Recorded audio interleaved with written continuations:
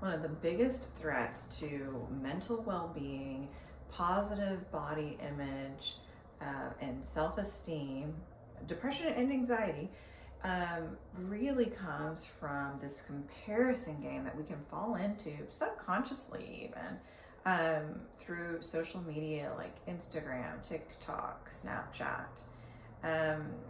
For college students and young adults in particular who are forming their identities and their sense of self, it can be so damaging to be spending hours scrolling through other people's, let's be honest, their highlight reel, and really comparing ourselves to where they are, their new serums or their supplements or their boyfriend or their recent trip.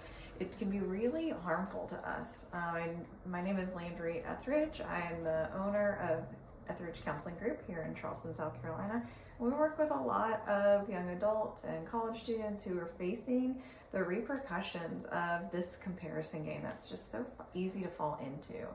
I just wrote a blog post that's on the website, landryethredge.com, where you can read some really practical strategies to start combating that comparison game that can be just so detrimental to our well-being, to our happiness.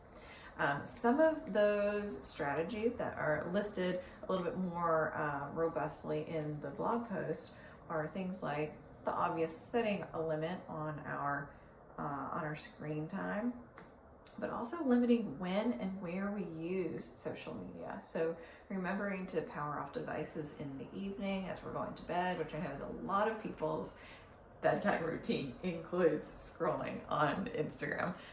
But trying to limit some of that at night, because whatever we're absorbing at night, we're then immediately falling asleep and having that all just sort of soaked into our brain.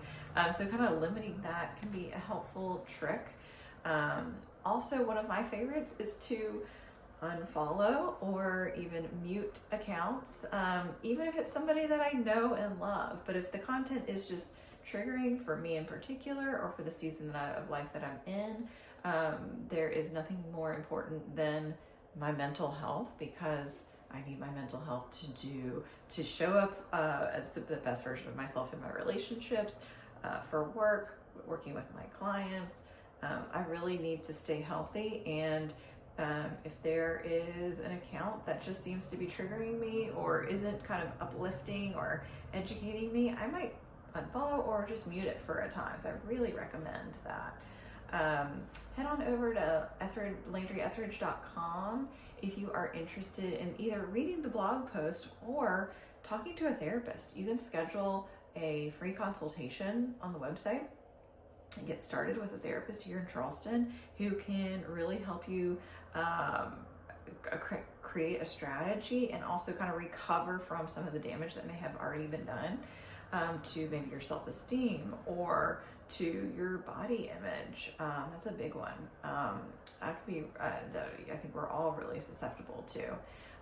So if you are interested, head over to landryethredge.com and we can get you started.